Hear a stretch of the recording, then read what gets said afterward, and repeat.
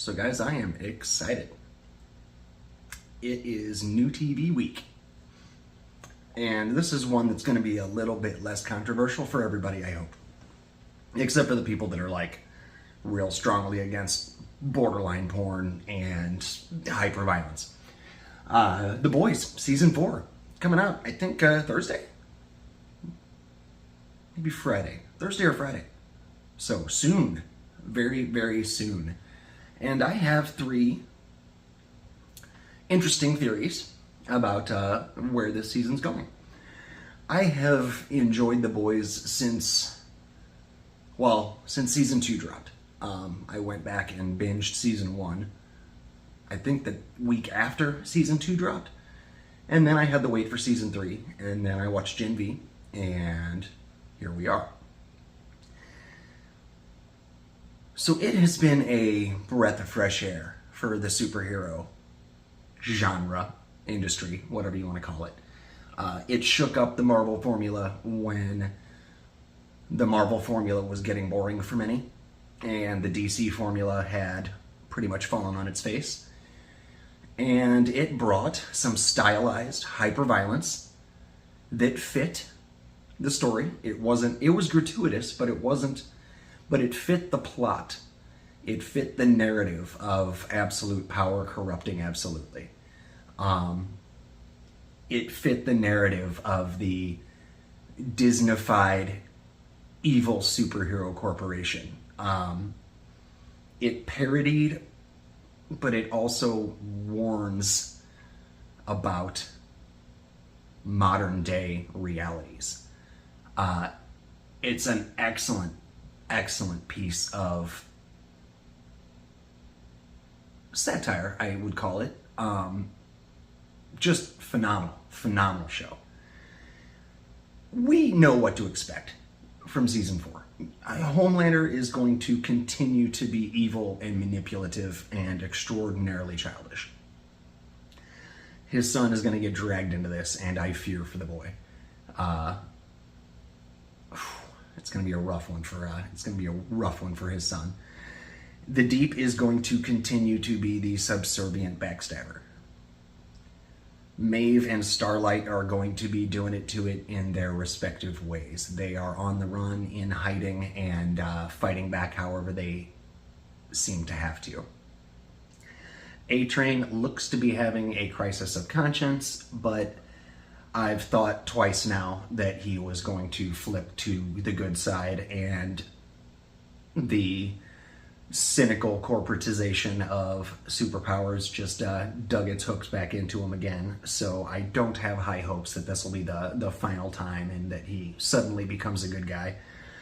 And Black Noir, who is back after, spoiler, getting killed.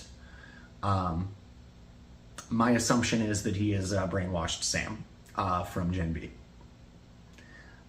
You see Sam and Kate in the trailers. You don't see any of the other Gen V cast. Sam's super strong and could be very easily told to shut up by Kate. And there you have it. You got a new Noir. Those aren't my theories. My theories are starting with this one. Edgar, Giancarlo Esposito, is still alive, clearly. And he has another ace up his sleeve after Newman slipped the leash. He is in a not great scenario right now. He has had his wings clipped, metaphorically. But I believe that his new ace in the hole, his new trump card, is Jeffrey Dean Morgan's character.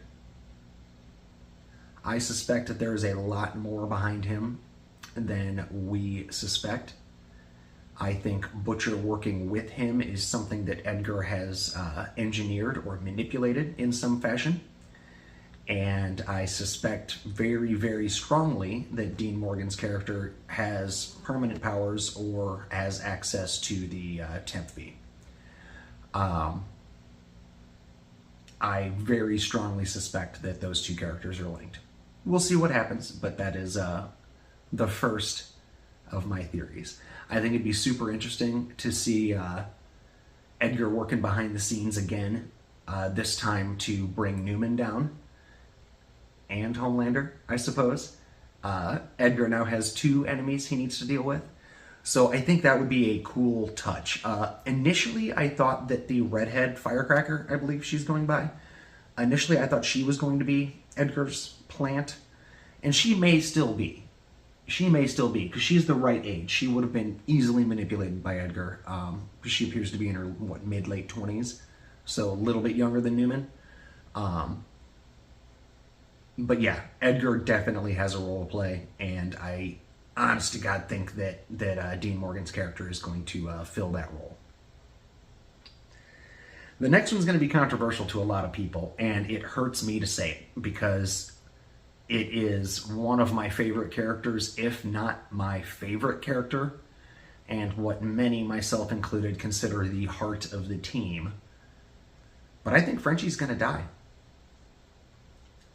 I think that it has been too long since the show has had a major driver for the behavior of the main crew.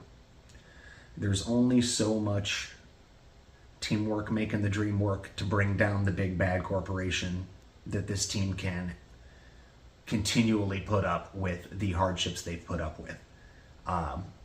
Butcher driving his family needs is not enough of a driver for the rest of the team.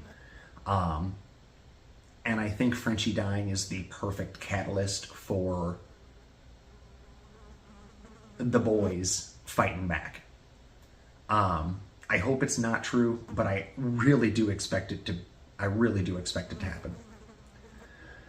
We'll see, but it would be a huge driving force behind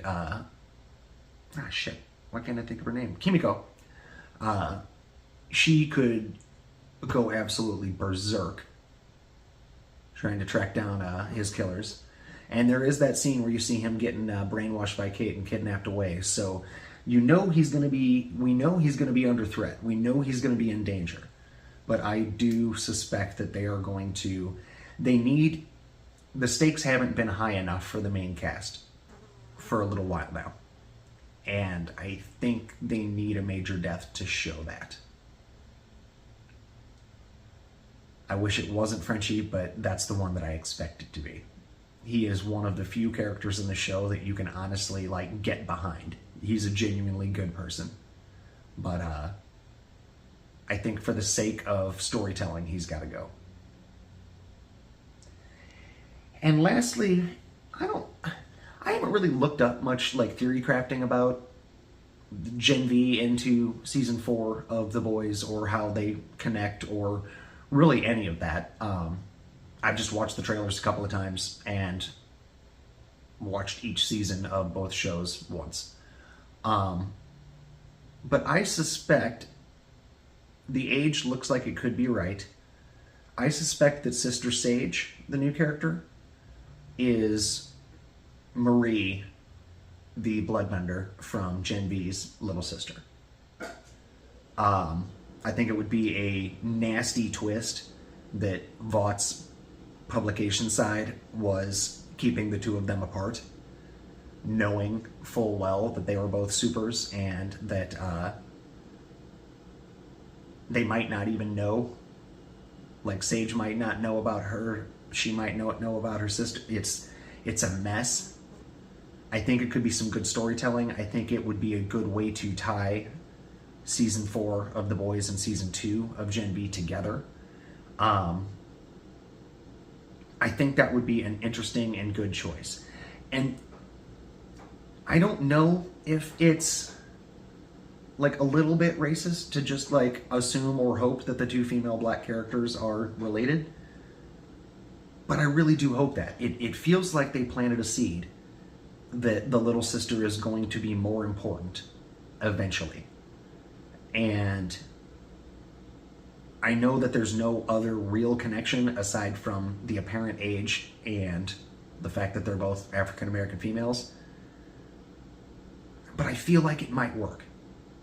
and I feel like as a towards the end post season 4, pre season 2 Gen V, I feel like that could make a really powerful reveal. So anyway, those are my 3 wild theories for season 4 of The Boys. A little bit of a primer on how I feel about the series. I'm super excited for season 4. I don't think we're going to see the, even though it deals with harsh, current, real world, BS, I don't think we're going to see the social media backlash that we do from the Disney run side of streaming shows. So it's going to be interesting. It's going to be fun. The discourse around it's going to be a good time, and I can't wait. Let me know if you think any of these theories have any credence. Let me know if you think I'm a big dumb loser for even coming up with them. Let me know if you think my cat's cute. She knows she is, but it never hurts to hear. And yeah, my name's Tim. Good to see you. I'll be back this weekend to talk about what I think of the first couple episodes. Take care.